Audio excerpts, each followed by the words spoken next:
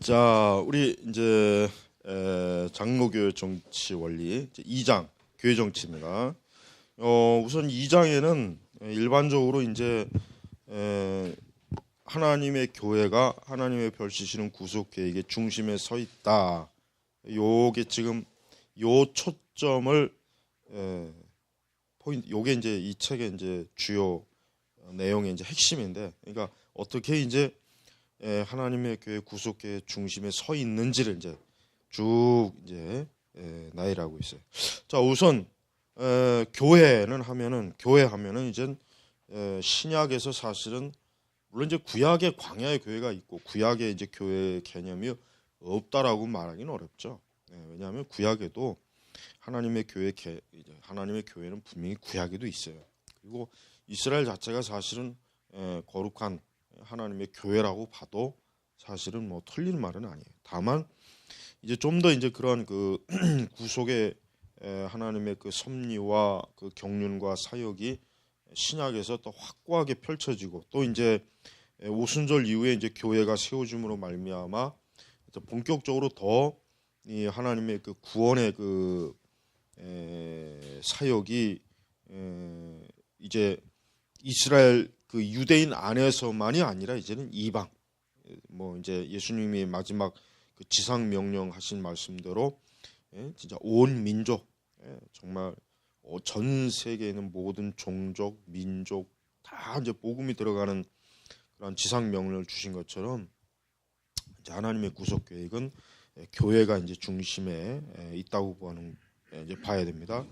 그래서 이제 무엇보다도 우리 이제 89쪽으로 들어가면은 첫 번째, 예수님은 태양이 도는 곳이라면 어디서든지 통치하실 수 있다 하실 것이다. 이제 하나님의 주권, 하나님의 주권입니다. 그 저희 그 패커의 그 하나님의 주권이라고 하는 소책자 있죠. 거기서도 나오는 거지만 우선 하나님의 그 절대 주권, 즉 하나님께서 이 세상을 창조하시고 또 이 세상의 역사를 운행하시고, 그 다음에 또 하나님께서 이 보이는 세상과 보이지 않는 세상 이 전부를 하나님이 지배하시는데 누구도 그와 같은 하나님의 그 하시는 일에 대해서 누구도 감히 그 계획을 변경시키거나 수정하거나 그걸 막거나 아니면 그것을 실패하거나 그럴 수 없다. 왜? 하나님의 주권이라고 하는 것은 너무나 명백하게 드러난 것이기 때문에. 그래서 거기 이제 90페이지 보면은 웨스터민스터 교리문답에 하나님의 주권에 대해서 잠깐 언급한 게 있죠. 하나님의 섭리 사역은 자신의 모든 피조물을 가장 거룩하고 지혜롭게 힘있게 보존하시고 다스리는 것이며, 하나님 자신의 영광을 위하여 그 모든 피조물들과 그것들의 모든 운동에 질서를 부여하시는 것이다. 그러니까 이 피조물, 그러니까 하여튼 모든 만물은 다 하나님께로부터 공급받는 힘으로 사실은 움직인다. 사람, 동물, 식물, 뭐 하늘의 천체, 뭐 하여튼 그게 뭐 어떤 물질 영역이든 뭐 영적 영역이든 간에 하나님의 이 사역은 포괄적 개념. 그러니까 하나님의 주권이라고 하는 것은 포괄적 개념으로 봐야 돼. 정확하게 보려면 어떤 지엽적인 부분, 하나님이 어떤 한 지엽만 하나님이 섭리하고 통치하는 게 아니죠. 포괄적, 전 우주 전체, 전 우주. 그러니까 하나님의 사역이 뭐 지구에서만 하나님의 뭐 섭리가 있고 저 달에 가면 없고 뭐 태양에 가면 없고 그런 건 아니잖아요. 지구 뭐 우주 어디, 이제 우주에도 끝이 있겠죠. 우주에도 당연히 끝이 있을 거란 말이에요. 분명히 끝이 있을 거예요.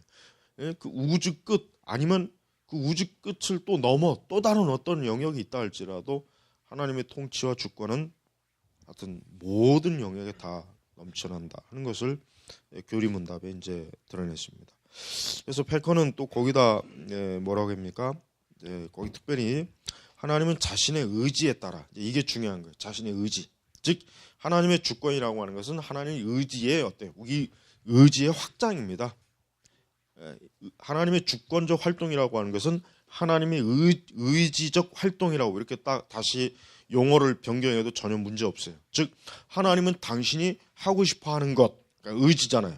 나는 뭘 하고 싶다, 난 뭘 해야 된다, 난 뭘 할 것이다, 이런 의지가, 우리 사람은 자기의 의지가 막히고 자기의 의지가 한계가 있지만 하나님은 어때요? 한계가 없단 말이에요. 그래서 하나님은 자신의 의지에 따라, 또 아니면 하나님은 자신의 주권에 따라, 의지라는 말을 썼어요. 모든 피조물이 존재하도록 지키시고, 두 번째는 모든 사건에 개입하시고. 그럼 이 모든 사건은 하나님 꼭 선한 사건만 개입하겠습니까?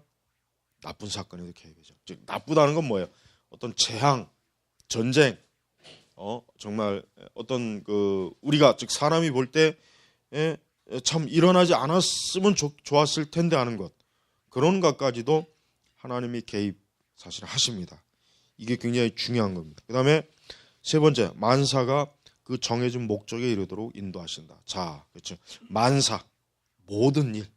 예. 이 패커가 정리한 이 세 가지가 아주 참 좋은 정리예요. 그래서 하나님 자신의 전 세계로 완전히 책임지신다. 완전히. 하나님의 손은 숨겨져 있을 수 없으나 하나님의 통치는 절대적이다. 자, 이렇게 패커는 하나님의 섭리에 대한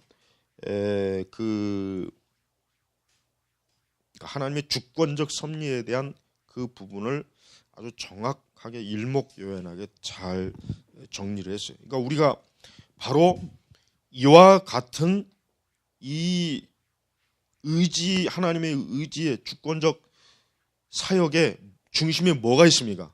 교회가 있다는 얘기예요. 바로 교회가 있다는 얘기. 그러니까 모든 피조물, 모든 사건, 모든 만사, 모든 일, 이 모든 것 중심에 뭐가 있다는 얘기. 교회가 있다는 거예요. 교회. 그러니까 교회가 얼마나 중요한지를 우리가 알 수 있어요. 교회라고 하는 것은 단순히 부차적인 요소가 아니에요. 그냥 뭐 세상 만물 가운데 그냥 하나, 이게 아닙니다. 교회는 모든 이 세상의 만물보다 더 높은 위치에 있는 거예요. 그래서 여러분, 로마 카톨릭이 왜 교회를, 그들이 왜 그렇게 교회를 굉장히 모든 만물에, 마치 세상의 모든 주권을 교회가 다 가지고 있어야 된다, 이제 마치 이제 중세식의 그런 교회관을 가지고 있는 이유가 뭐냐? 바로 그거예요. 뭐냐면 하나님의 창조 섭리, 하나님의 주권적 사역의 중심에는 교회라고 하는 이 가장 하나님의 구속의 영광스러운 핵심이 그 중심에 딱 박혀 있기 때문에 사실 그런 이유도 있어요.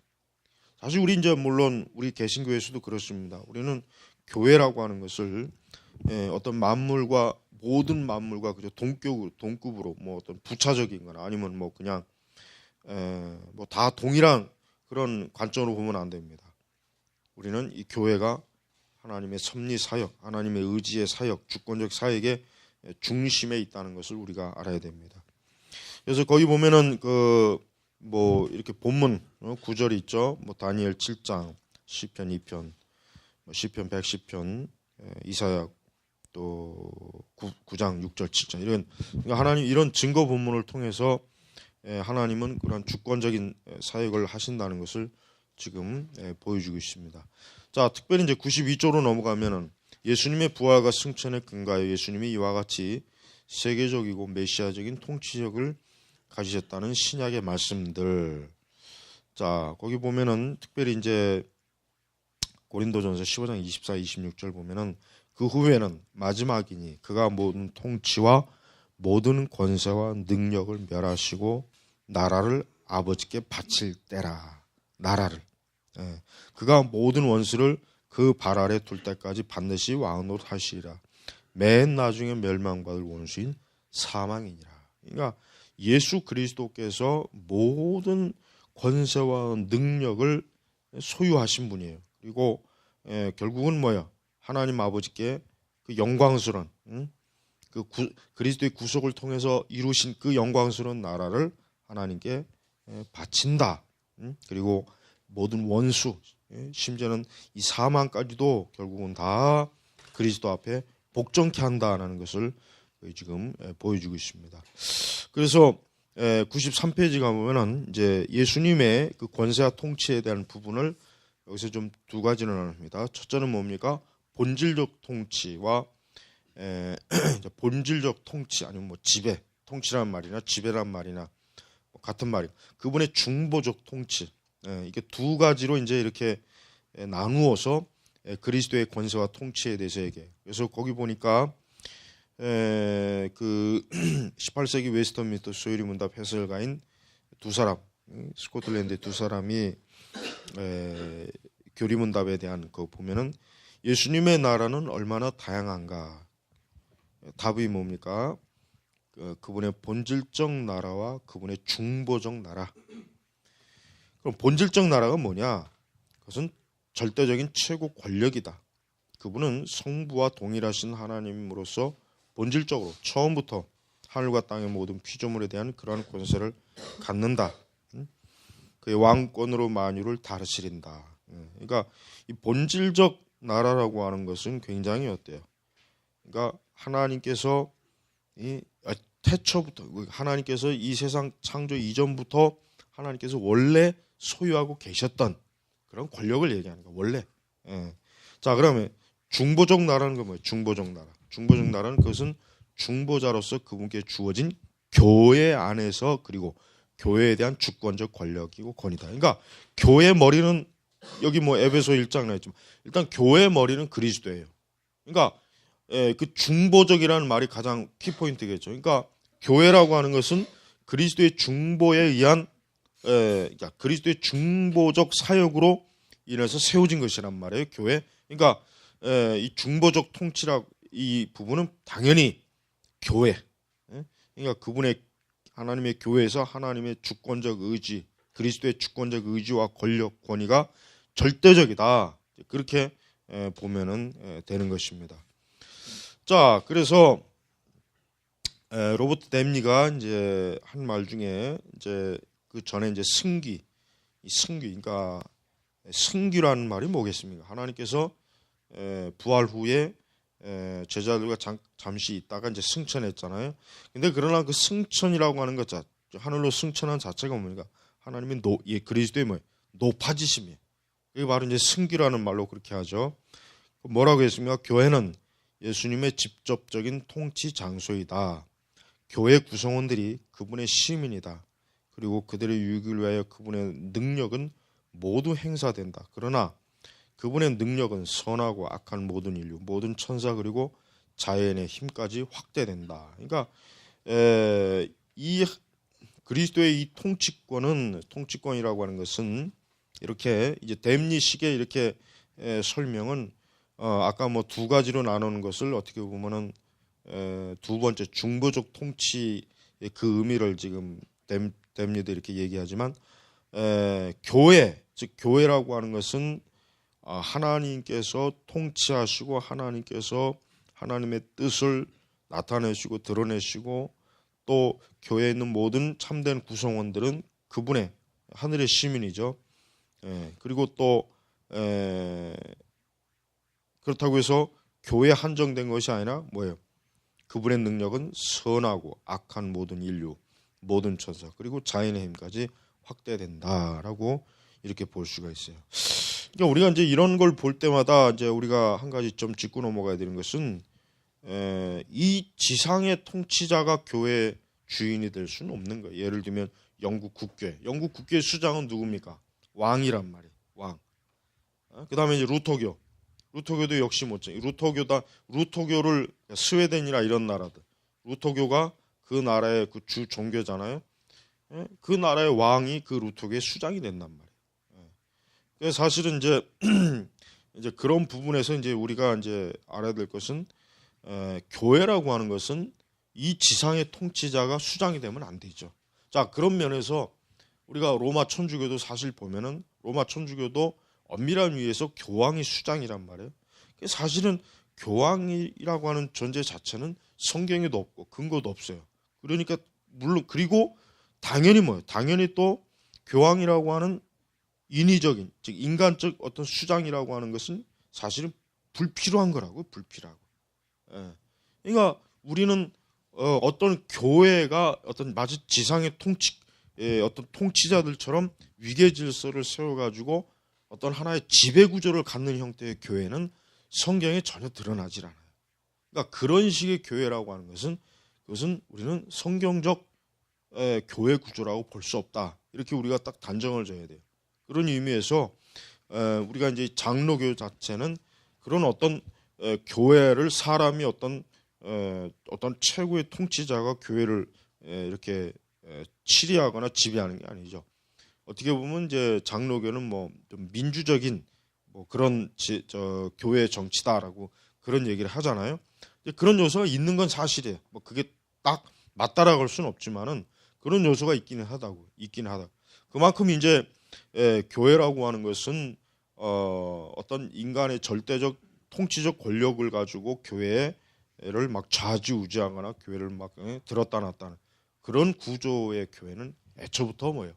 성경에 근거하지 않은 잘못된 교회라 하는 것을 우리가 알아야 됩니다. 그래서 우리는 어떤 일이 있어도 교회라고 하는 것을 불필요한 그런 세속적 통치적 개념으로 교회를 바라보는 것을 아주 참 조심해야 돼. 그런 것들은 아주 단호하게 우리가 이제 멀리해야 됩니다. 자, 두 번째, 동심의 궤도 속에 움직인 행성들처럼 자, 예수님의 그 중보적 통치와 세속 정부 통치 사이의 관계는 무엇인가?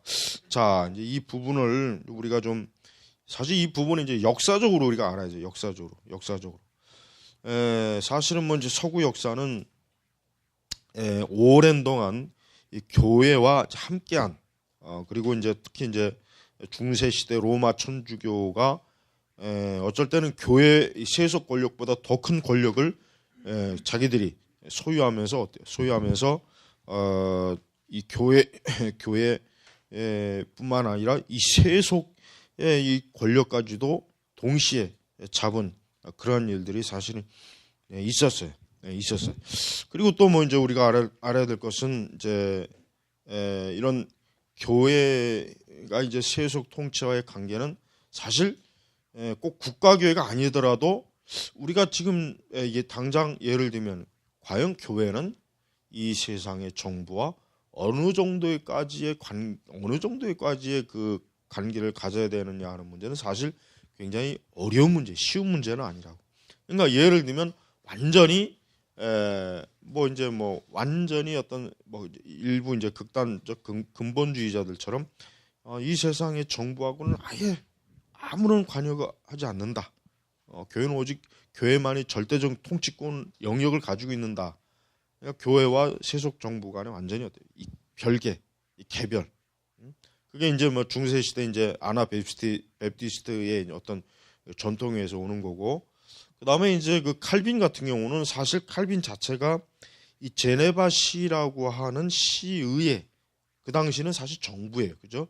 그 당시는 도시국가니까 스위스라고 하는 게 연방국가 개념이 아니라 연방국가가 아니라 도시국가의 개념으로 아직 있었던 때이기 때문에 제네바라고 하는 시 정부에 의해서 사실은 교회 개혁을 한 거예요, 칼빈은. 그러다 보니까 칼빈은 교회와 세속 정부와 완전히 뭐 그냥 무 자르듯이 이렇게 딱 거리를 둘 수가 없어요. 시의회, 그러니까 칼빈의 개혁이라고 하는 걸 우리가 어떻게 이해해야 되냐면 칼빈의 개혁은 칼빈이 직접적으로 개혁을 하는 게 아니에요. 그걸 너무 오해를 많이 하는 것. 칼빈이 직접적으로 교회를 개혁하는 것이 아니라 제네바에서는 어때요? 의회를 통해서 개혁을 이루어진. 그러니까 칼빈이 교회 개혁에 대해서 이러이러한 부분을 개혁해야 된다 그러면은 시의회가 그것을 심사해 갖고 어때요? 심사해 갖고 바로 제네바시에 있는 교회들에게 그런 개혁적인 그 제도와 그런 질서를 세우는 거란 말이에요. 그러니까 칼빈도 자기가 다 하고 싶은 대로 못한 거예요. 다 못한 거란 말이에요. 그렇게 할 수도 없고. 그러다 보니까 어느 정도 이 장로교는 초기부터 그 어떤 이 세속 국가와의 이 관계가 상당히 참 굉장히 그 예민하고 어려운 문제. 또 이제 스코틀랜드 장로교회 같은 경우는 거의 국교나 마찬가지라고요. 스코틀랜드에서 장로교는 거의 국교에 거의 국교. 낙스가 아예 그냥 스코틀랜드는 이 장로교, 칼빈의 장로교 정치 체제로 교회를 그냥 다 만들려고 했던 그런 목적과 의도를 가지고 활동한 거란 말이에요. 그래서 역시 마찬가지로 이 교회와 어떤 이 세속 정부와의 관계는 상당히 좀 먼 것도 아니고 그렇다고 지나치게 또 가까운 것도 아니고 뭔가 좀 애매모호한 그런 게 있어요. 그리고 또 어느 정도 이제 그 당시의 그 상황 배경으로서는 뭐 국가 자체가 기독교라고 하는 것을 어때요? 기독교라고 하는 종교를 많은 종교 중에 하나로 본 것이 아니라 오직 기독교가 유일한 종교잖아요. 유일한 종교, 다른 종교가 없었잖아요. 더군다나 종교계에 의해 이제 카톨릭, 개신교 또 나눠졌기 때문에 카톨릭을 받아들이지 않는 그 국가나 지역은 오직 개신교, 오직 개신교만. 물론 이제 거기에서도 이제 뭐 루터파냐 아니면 개혁파냐 뭐 이렇게 또 나눠지긴 했지만은 어쨌든 그 당시는 다른 종교라는 게 없었어요. 그러다 보니까 좀 더 이런 국가와의 그 관계가 아주 좀 긴밀한.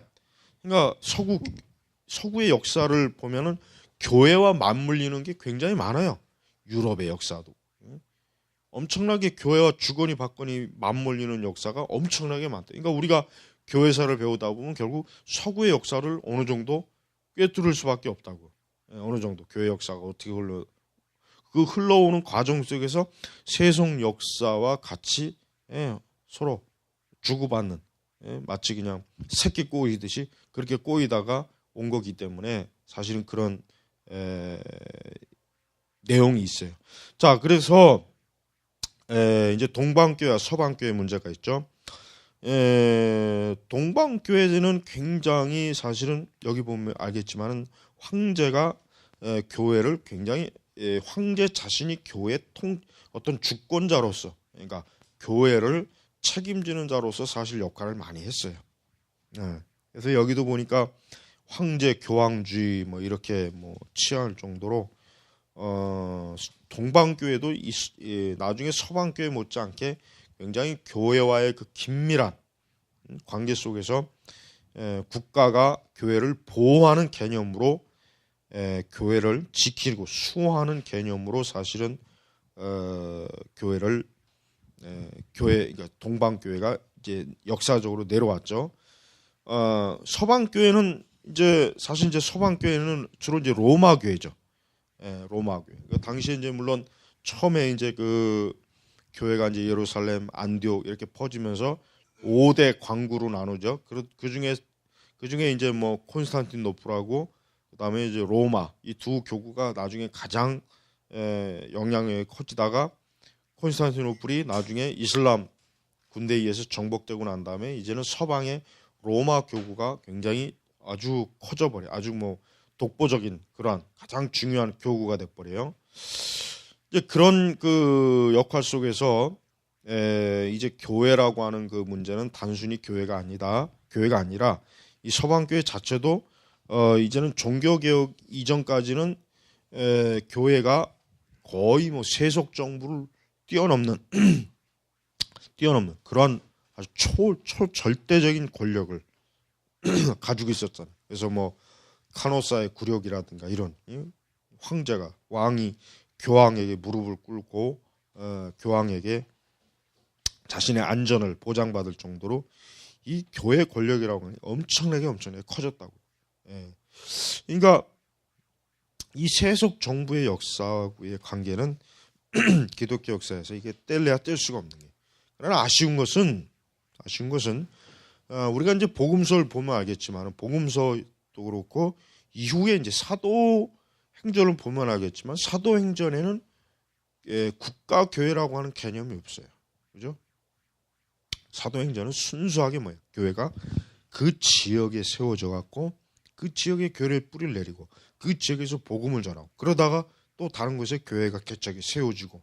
그러니까 사실은 뭐 이 교회라고 하는 그 조직이라고 하는 그 형태 자체가 사도행전은 좀 이렇게 점저직이에요. 점저직. 물론 예루살렘 교회가 중심 역할은 어느 정도까지는 했어요. 처음에. 그러다가 나중에 이제 주 70년이 돼서 예루살렘 시가 파괴된 이후에는 이제 안디옥 교회 이런 그러니까 예루살렘 교회라고 하는 그 중심은 이제 흩어져 버린다고. 그리고 이제 그 다음부터 이제 이방인 교회 세대가 되는 거예요. 이방인.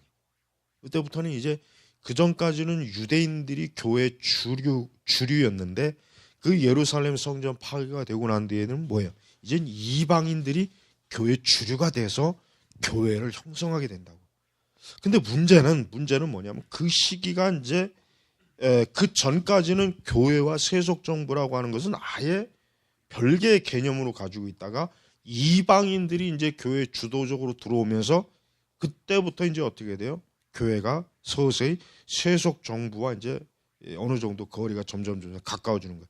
그러다가 결국은 이제 313년에 결국은 로마가 그때 이제 거의 뭐 전성기를 지나서 이제 거의 막 이제 로마가 이제 뭐 동로마, 소로마 이렇게 막 나눠지는 또 그 시점 이렇게 이제는 교회가 어때요? 이제는 로마의 국교가 되는 정말 상상할 수도 없었던 일이 벌어지는 거예요. 그때부터 쉽게 얘기하면은 기독교는 뭐야?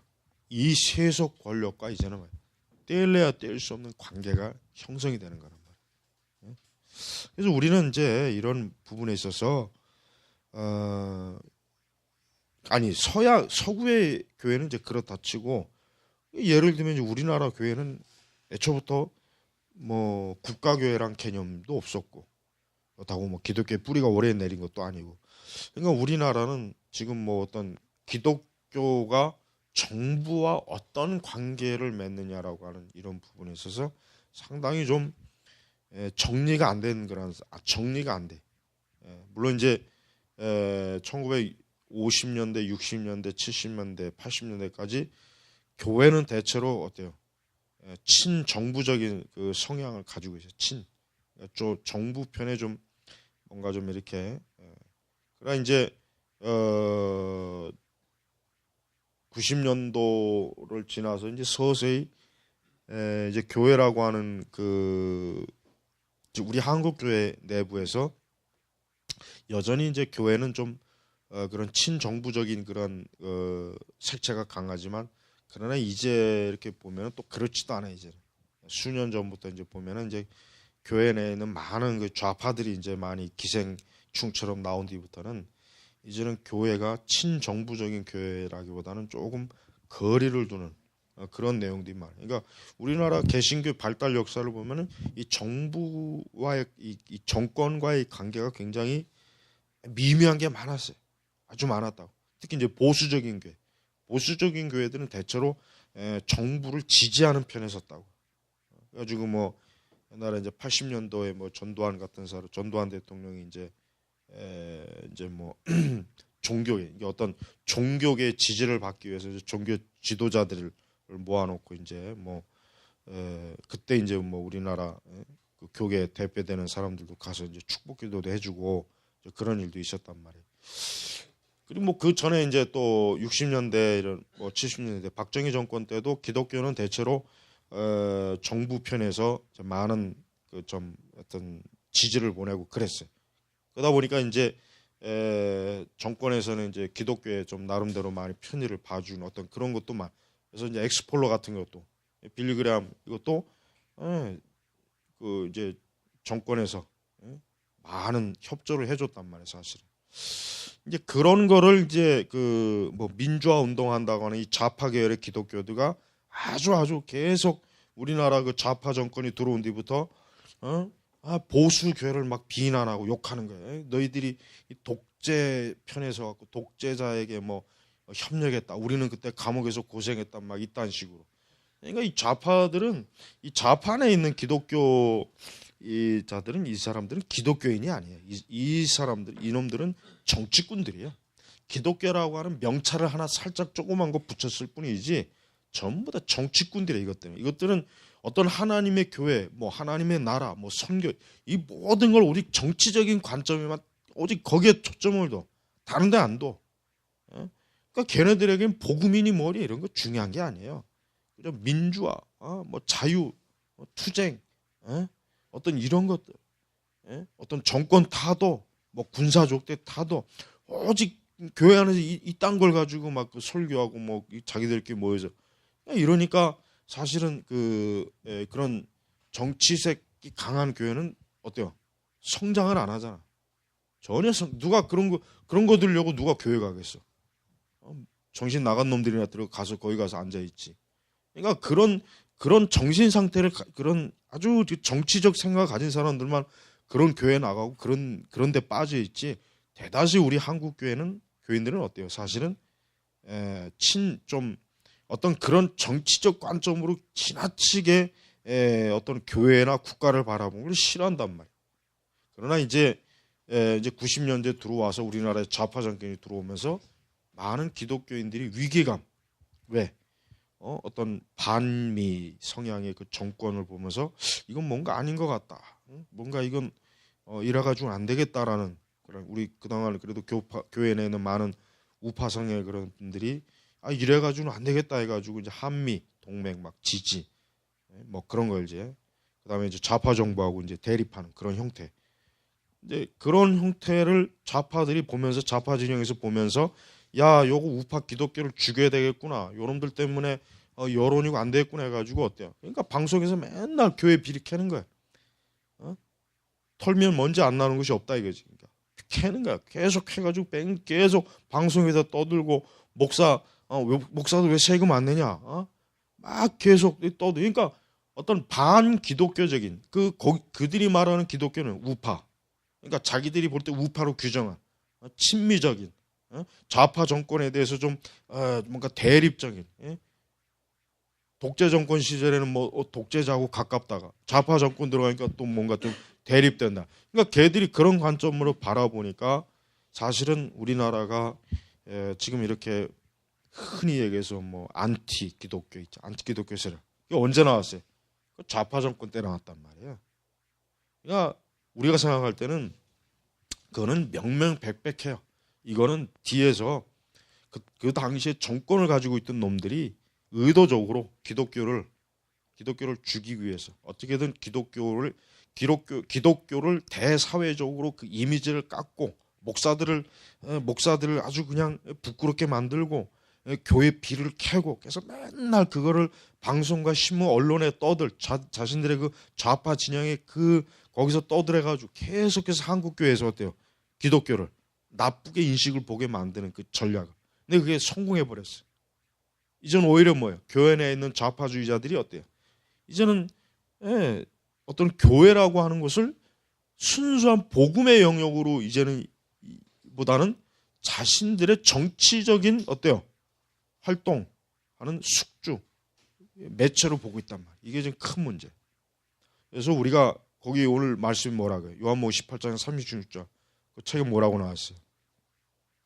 내 나라는 이 세상에 속한 것이 아니니라. 자, 봐요. 일단 예수님 자신도 사실은 엄밀히 얘기하면은 정치적 희생자예요. 왜냐? 대제사장들과 바리새인들이 예수님을 보면서 자신들의 어떤 뭔가 위협적인, 예수님이라고 하는 존재를 보면서 뭔가 예수님이 위협적인 자신들의 어떤 영향력, 정치적 영향을 뭔가 뛰어넘는 그런 막 엄청난 뭔가가 있으니까, 야, 이래가지고는 안 되겠구나. 이러다간 자칫하면 저 예수라고 하는 저자가 권력을 다 차지해서 우리는 완전히 이거 개털이 되겠구나. 뭐 이런 판단한 것이고, 또 로마에 대한 두려움, 어떤 저자가 혹 반로마 어떤 선동의 또 핵심 지도자로 나타나가면 또 로마가 우리를 가만두겠냐, 뭐 이런 다양한 어떤 정치적인 위기감, 그런 것으로 인해 사실 예수님이 죽은 거예요. 그러나 그거는 표면적인 거예요. 그러나 표면적이고 실제로 중요한 건 뭐예요? 예수님이 죽으신 건 뭐 때문에 죽으신 거예요? 이 세상 나라를 위해서 죽은 게 아니라. 그러니까 내 나라는 이 세상에 속한 것이 아니니라. 예수님은 결코 이 세상의 나라를 위해서 예수님이 돌아가신 게 아니란 말이에요. 표면적으로는 분명히 정치적인 여러 가지 연류가 돼 있기는 해요. 그러나 실제로는 뭐야? 영적인 거예요. 하나님의 나라를 위해서 예수님은 어때요? 십자가에서 죽으시고 고난받으신 거란 말이에요. 이거 우리가 예수님의 근본적, 예수님의 그 정치관이 뭐냐라고 본다면, 예수님은 절대 이 세상의 정치에 예수님은 관여하실 분이 아니고, 그분에게 있어서는 이 세상 나라라고 하는 것은 뭐예요? 별로 고려할 가치가 없는 것이에요. 그분은 이 세상의 어떤 정치 제도가 뭐 어쩌니 저쩌니에 대해서 예수님 별로 관심이 없어요. 지금 그게 중요한 게 아니라 뭐예요? 하나님의 나라 세우는 거예요. 교회를 세우는 거예요. 지금 그게 가장 중요한 거예요. 그러니까 우리가 기독교 관점에서 볼 때,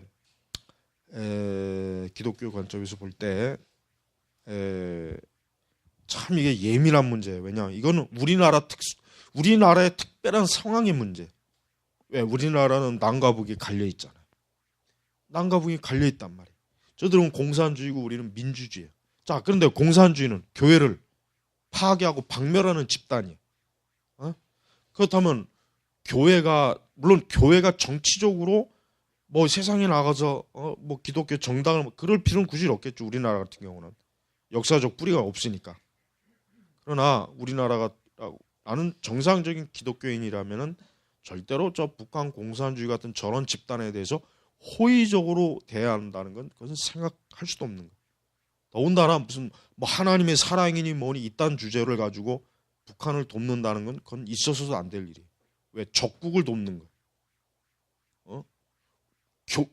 교회를 그렇게 파괴하고 죽인 그러한 세력들을 어떻게 도울 수 있냐 이거예요. 여전히 저들이 변하지 않는데. 근데 하나님의 사랑으로 도와주자. 이 기독교 내 이 빨갱이들이 그딴 식으로 선동질해. 하나님의 사랑으로 무조건 도와주자. 굉장히 기독교적인 것 같고 굉장히 하나님의 사랑 같아. 예수님 사랑 같아. 예수님도 죽으시면서까지 우리를 사랑했으니까. 그렇지만은 우리나라 기독교회는 좀 이 부분에서 냉철해야 돼. 거기서는 뱀 같은 지혜가 필요한 거예요. 절대 순진하게 저들도 영혼들이니까 사랑해야지. 그러나 저 공산주의가 무너져야 돼. 저들이 무너지지 않으면 우리가 죽는 거야. 그죠? 안 그러겠어? 이 나라가 적과 통일되면 그러면 교회가 살아남겠어? 다 없어지는 거예요. 대형 교회들 다 저런 것들 저거 나만 할 수 있을 것 같아요. 그러니까 이런 부분에 있어서 우리가 좀 조심스럽게 구분을 해야지 무조건 교회는 정치에 참여 안 돼. 이딴 식으로 하면 안 돼. 그건 미련한 거예요, 미련한. 아니 그럼 교회에 큰 해를 주는 정치 집단이 지금 막 선동질한데 그럼 그거 가만 보고 있어야 되냐? 그건 죄 아닌가? 왜 정치적인 죄는 왜 제 영역에 들어가면 안 되는 거야? 다른 영역은 다 들어가는데. 그러니까 이 부분에서 헛소리하는 그런 사람들에 대해서 우리가 좀 제대로 알고 우리가 반박을 해야 돼요. 잠깐 쉬고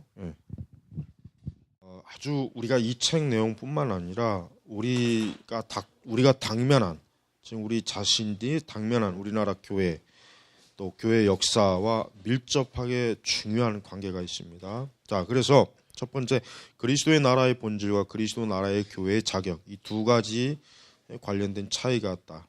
즉 우리 그리스도인들은 하나님 나라에 있는 사람이에요. 그리고 그 나라에 들어가려면 성령으로 거듭나야 돼요. 태어나야 돼요. 그러니까 우리가 이 세상 나라에 속한 것이 우리에게는 사실은 중요한 게 아니죠. 엄밀히 얘기해서 우리는 하나님 나라에 들어가고 하나님 나라의 일원이 되는 게 우리는 중요합니다. 두 번째, 예수님의 교회 정치는 세속 정부로부터 독립된 것임을 인정하셨다는데 차이가 있다. 즉 그래요. 아까 이제 강의했지만은 사실은 뭐 사도행전에 보면은 우리가 알 수 있는 건 뭐예요? 사도들이 사실은 사도 바울 자신도 로마에 나중에 결국은 이제 끌려가죠. 로마에 결국 황제에게 이제 상소하러 가는 거지만 사실 죄인의 신분으로 들어가는 거란 말이에요, 지금. 그리고 이제 후대 우리가 이제 그 후에 교회 역사를 보면 알겠지만은 사실은 로마라고 하는 그 정치 집단, 로마 제국에 굉장히 기독교가 많은 핍박을 받아요. 엄청나게. 그러다 보니까 교회와 이 정부와의 관계는 사실 로마 정부와의 관계는 사실 굉장히 좀 껄끄럽고 갈등, 어려운 관계. 그러나 그렇다고 해서 초대교회가 반 로마 운동을 하지는 사실은 않았어요. 그건 우리가 알아야 돼. 그러니까 예를 들면 많은 기독교인들을 핍박하고 많은 기독교인들을 참 순교시키지만 사실은 그 로마 제국에 뭐 반대하는 뭐 그런 뭐 운동이나 그런 걸 사실은 하지 않았죠. 거의 어떻게 보면 그냥 그대로 순교하고 그런 부분이 많은데 당시에 이제 유대인 그 그리스도인들은 그들이 유대인이건 이방인이건 간에 근본적으로 중요한 건 뭐냐면 그 당시 그리스도인들의 일차적인 생각은 뭐예요? 자기들은 이 세상 나라가 아니라 하나님 나라에 속했다는 것에 대한 아주 어때요? 그 어떤 안정감, 평안, 그런 기쁨을 그들이 소유하고 있었어요. 그러다 보니까 비록 이 현세에서 로마 당국에 의한 많은 핍박, 어려움, 그러한 그 참 환란, 그런 걸 받지만 그러나 그들은 순교하는 그 순간에도 하나님 나라에 들어간다. 하나님 나라에 나는 소속돼 있기 때문에 내가 이 세상 나라에서 핍박을 받거나 고난을 받고 또 나는 하나님 나라에 들어가는 하나님 나라의 백성이다, 시민이다라는 엄청난 영광스러움을 그들은 다 소유하고 있었어요. 자, 그러면서도 우리는 여기 이제 98페이지 잠깐 봐요. 98페이지 보면은 마태복음 22장 내용이 잠깐 나오죠. 세금 문제가 나와요. 세금 문제. 예수님이 이제 결론적으로 하신 말씀이 뭐예요? 그런즉 가이사 것은 가이사에게, 하나님 것은 하나님께 바치라. 그러니까 예수님께서 가이사라고 하는 건 로마 제국을 하나의 상징적으로 얘기하는 거예요. 그러니까 예수님은 이 땅의 어떤 정부 자체를 반대하지는 않았어요. 왜냐하면 우리는 정부라고 하는 것이 뭐예요? 정부라고 하는 것이 하나님의 일반적 섭리적 관점에서 하나님이 세운 것이랍니다. 그러니까 하나님은 이 세계에 하나님의 대리적 기관이 두 개가 있어요. 하나는 뭐예요? 하나는 교회, 하나는 정부란 말이에요. 그러니까 무정부주의는 기독교적으로 옳지가 못해요. 왜냐하면 정부가 없다면 어떻게 되겠어요? 이 세상에 무질서할 거 아니에요. 혼란스럽고. 그럼 교회가 어떻게 복음을 전하고 어떻게 교회가 하나님을 하겠어요? 못한다면. 그러니까 이런 무정부, 이런 아나키즘, 이런 정부 필요 없다. 거기다 더 하나, 우리는 정당한 정부에 대한 반정부 활동하는 거. 이건 대단히 그리스도인으로 하면 안 돼요. 그러니까 예수님 믿는 사람은 무슨 물론 무슨 어떤 우리나라 정부가 무슨 교회를 파괴하거나 무슨 교회 신앙생활 못하게 하거나 그런 일이 아니라면 반정부 선동질하는 데 참여해도 안 되고 파업 이런데 기독교인들은 들어가면 안 돼요. 그러나 실제로 안 그렇잖아요. 실제로 너무나 많은 그리스도인들이 이런 성경적 가르침을 이런 기독교적인 세계관을 모르니까 저들은 사실 그리스도인들 중에서도 좌파적인 생각 갖고 있는 사람은 굉장히 많아요. 어떤 선동, 어떤 공산주의식, 심지어는. 하지만 예수님께서는 이 세상 정부라고 하는 것이 뭐예요? 질서, 일반적 하나님이 세상을 통치하시는 그 영역에서의 질서를 목적으로 하나님이 세우신 것이랍니다. 그러니까 로마서에 뭐라고 나왔습니까? 결국 그러한 정부를 대항하는 그것은 하나님께로부터 결국 그것은 하나님의 진노를 받는 게 진노. 우리나라도 지금 어떤 이 사회와 정치, 정부에 대한 이 반정부 선동질하는 세력들이 있죠. 점점 더 노골적이잖아요. 아주 드러내놓고 뻔뻔스럽게 한다고. 그러니까 깽판 치는 거 잔파들이 하면은 깽판 치는 거. 하나님 절대로 그런 자들을 그냥 내버려 두질 않아요. 꼭 두고 봐요. 결국 그런 사람들이 뭘 이야기합니까? 우리 사회를 혼란스럽게 만들죠.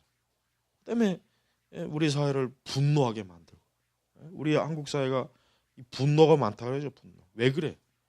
방송에서 맨날 선동질하니까. 방송에서 맨날 선동질하죠. 방송에서 툭하면 선동질하고. 트위터 들어가 보면 완전히 무슨 빨갱이 트위터예요. 완전히 트위터는 내가 들어가 보면은 거의 대부분 다 이 좌파놈들이 거기다 다 헛소리 다 써놓더만. 진짜 페이스북은 그래도 페이스북은 그나마도 굉장히 괜찮아. 페이스북. 근데 페이스북에도 그런 놈들이 많더만. 이런 어떤 매스컴이나 이런 것들을 향해서 막 사람들을 뭔가 분노하게 만드는 거예요. 분노. 우리 사회 분노 지수가 지금 높다 그러잖아요. 툭하면 사람이 열뻗쳐갖고 막. 그게 왜 그러냐면 이유가 있어요. 사회가 어때요?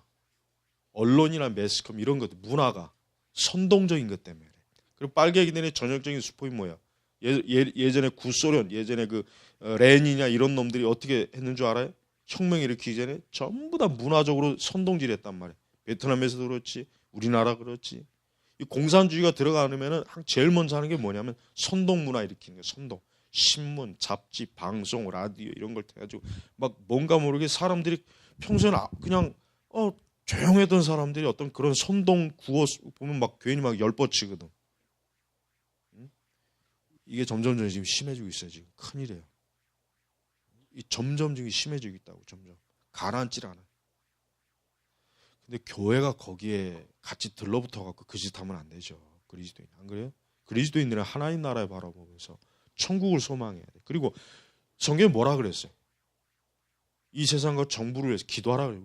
왜 기도하라고 했는지 알아요? 우리가 신앙생활 평온하게 잘하기 위해서 기도하라는 거예요.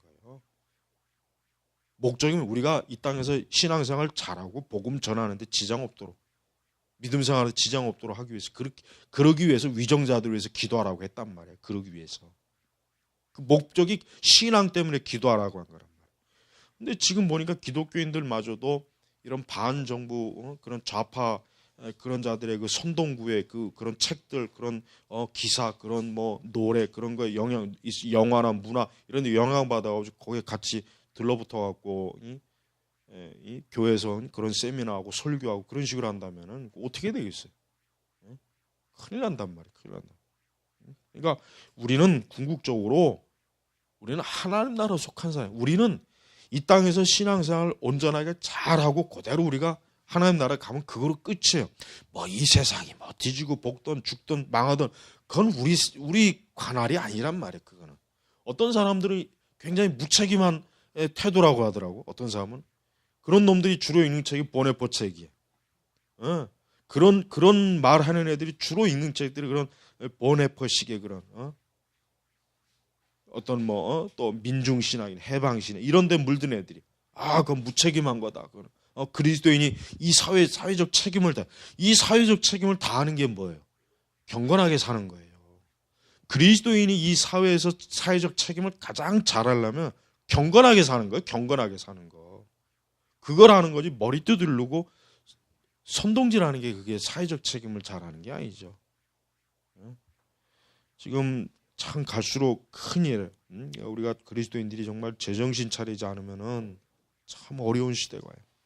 자, 그래서 99페이지 세 번째, 예수님이 이 세상 나라의 정부와 다른 교회를 위한 정치 그리고 일찍이 그리고 다른 곳에서 정하셨다. 마태복음 16장 16절에 예수님은 그리스도시요 살아계신 하나님의 아들이다 라고 했어요. 하나님의 아들.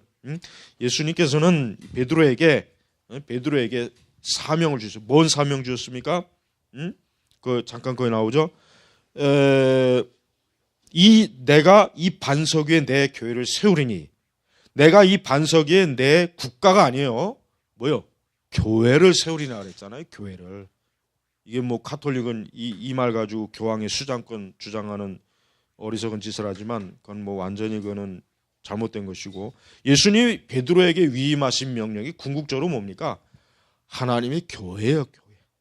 그러니까 예수님께서는 로마 정부다, 이스라엘 정부다 이런 거 예수님 관심 없어요. 지금 그게 문제가. 그딴 거는 하나님의 역사적 섭리 가운데 때가 되면 무너지고 망가지고 없어질 것들이고, 중요한 건 교회는 뭐야?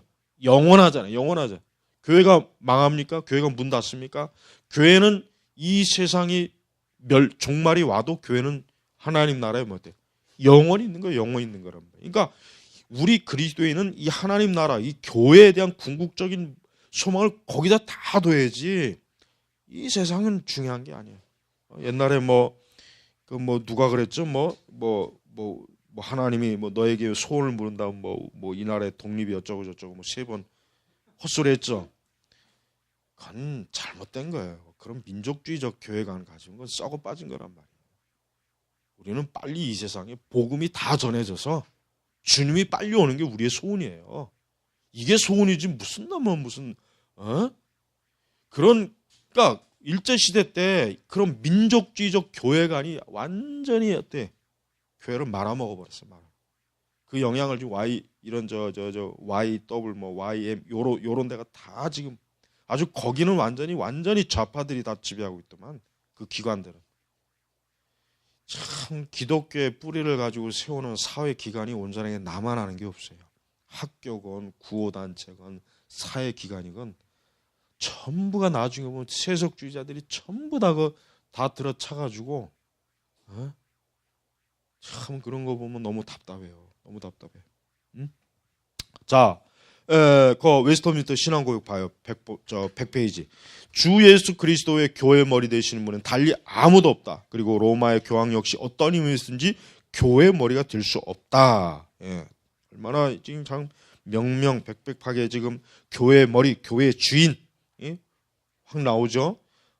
그러면서 이 베드로의 고백은 이건 사실 잘 아는 거기 때문에 굳이 이 책 내용을 지금 보는 것보다는 빨리 진도를 나가는 게 좋아요. 중요한 핵심적인 것은 우리는 이 베드로의 고백, 그다음에 베드로의 메고 푸는 거, 하나님 주신 메고 푸는 이 모든 권세는 결국 뭡니까? 교회를 기점으로 한 복음의 권세에 대한 위임을 얘기하는 거예요. 위임. 절대 정치적 어떤 종교적 권력을 얘기하는 게 아니에요. 베드로는 우리가 이것도 알아야 돼요. 베드로에게 어떤 메고 푸는 권세라고 하는 것을 종교적 권세로 보면 큰일 나요. 그렇게 거기에 잘못 이해가 되면은 로마 교황의 교황권의 그 어떤 뒷받침해주는 거기에 말려들 수가 있다면 조심해야 된다. 조심해. 예수님은 베드로에게 종교적 권력도 준 게 아니에요. 이것도 명확하게 알아야 돼. 예수님은 절대 베드로에게 정치적 권력도 준 것이 아니고 종교적 권력도 준 게 아니에요. 베드로에게 뭐예요? 오직 이 반석 위에 교회, 복음, 이 복음을 증거하는 일에 너와 사도들이 어때요? 초석을 닦는다. 이런 의미로 좀 아까 이 베드로의 고백한 거, 내가 내 반석 위에 교회를 세우리라. 그 의미는 바로 정확하게 그 의미란 말이에요. 복음, 교회를 바로 그 두 가지 의미란 말이에요. 그 외에 다른 의미가 없어요. 그러니까 베드로 자신이 나중에 베드로 전후서를 보면 알겠지만 베드로 자기가 어떤 종교적 정치적 권력을 얘기한 게 있어요? 한마디도 없잖아요.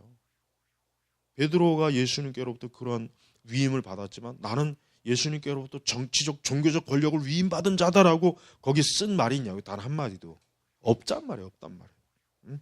그래서 우리는 이런 그 하나님 나라의 관점, 이 교회라고 하는 것이 얼마나 예수님과 사도들이 정말 어떤 진주처럼 이 반지의 가장 중앙 이 보석처럼 이 관점을 바라본 거예요. 자, 그래서 매튜 풀이 17세기 청교도 주석가 매튜 풀 그 의미는 이렇다. 정확하게 해석한 거 아주 뛰어난 이 해석입니다. 청교도. 베드로야, 내가 너에게 위임하겠다. 그리고 나머지 나의 사도들, 나의 복음 전체 운영과 함께 베드로 너는 교회의 기초를 놓고 교회의 모든 사역 운영할 것이다. 복음의 진리를 전 세계에 펼쳐 보이고 복음의 믿음을 받아들일 사람을 다스리라. 우리 구제주께서 이 약속에 의해 그분의 의지를 공포하셨다. 그분의 사도들은 복음 교회 사건들을 복음의 교회 사건을 해결하고 무엇이 합법적이고 비합법적인지를 결정하며 뒤에 올 모든 사역자와 일꾼들을 그의 교회에서 행할 그리고 우리 주께서 하늘에서 인정하실 그런 규칙들을 세워야 하는데 매고 푸는 의미가 여기에서 면직시키고 그것을 해제시키는 걸 생각할 수는 없다. 그러나 그것은 사도들에게 수여된 합법적이고 비합법적인 일들을 교리적으로 사법적으로 결정하는 것이다. 그러니까 이 사도들이 세워진 궁극적인 원인은 결국 앞으로 장차 전 세계 온 세계 복음을 전해질 그 교회라고 하는 터를 이 사도들이 합법적으로 잘 자리를 터전을 짜서 오고 오는 후세대에 어때요? 하나님의 백성들이 그 교회를 통해서 복음을 전하는 일을 하도록 위임한 것이다. 그러니까 베드로에게 주신 위임은 베드로로 끝나는 거예요. 더 이상 교황권에 의해서 연속되는 게 아니란 말이에요. 그래서 우리는 이러한 것들을 우리가 보면서 알아야 될 것은 왜 지금 이 책에서 이렇게 교회에 대한 이 아주 교회론의 아주 기본적인 걸 지금 이 책에서 지금 다루고 있어요. 왜 그러느냐? 교회 정치라고 하는 것은 교회 테두리 안에서 해야 되는 거예요. 교회 밖을 벗어나면 안 돼요. 교회 바깥을 벗어나는 것은 그거는 하나님이 허락하지 않은 거예요. 그러니까 교회가 세상의 정치 권력을 가지고 이리저리 하면 안 되는 이유가 뭐냐? 하나님께서 허락하지 않았든가 예수님이 허락하지 않은 거예요. 예수님은 교회 정치라고 하는 것을 교회 안에서 복음을 잘 보존하고 복음을 잘 전파하고 하나님의 일꾼들을 양성하고 하나님의 사역을 하는 그 안에서만 교회 정치를 하도록 하나님이 세우신 거란 말이에요. 그러니까 교회가 역사적으로 국가와 연관을 맺은 것은 그것은 잘못된 거예요. 그러니까 나는 사실 이런 의미에서 칼빈주의를 좀 준국가주의로 조금 보는 견해가 사실은 틀린 말도 아니에요. 근데 그거는 어쩔 수가 없어. 왜? 그건 칼빈이 원한 게, 칼빈이 그 시대에 태어난 거 어떻게 하겠어? 그 시대에 태어났는데 그걸 뭐 어떻게 하겠냐고. 그러니까 그건 칼빈이 의도한 게 아니란 말이에요. 그러니까 로마 교회처럼 인위적으로 의도해서 한 게 아니라 칼빈 자신이 그 시대 중세 구조 속에 태어났는데 뭐 그 당시 뭐 우리처럼 뭐 개척교회 하나 세울, 그 당시는 그런 개념 같은 건 아예 없었단 말이에요. 그 당시 뭐 목사가 돼가지고 여기다 교회 하나 개척하면 좋겠다. 그런 시대가 아니란 말이에요. 그런 시대가.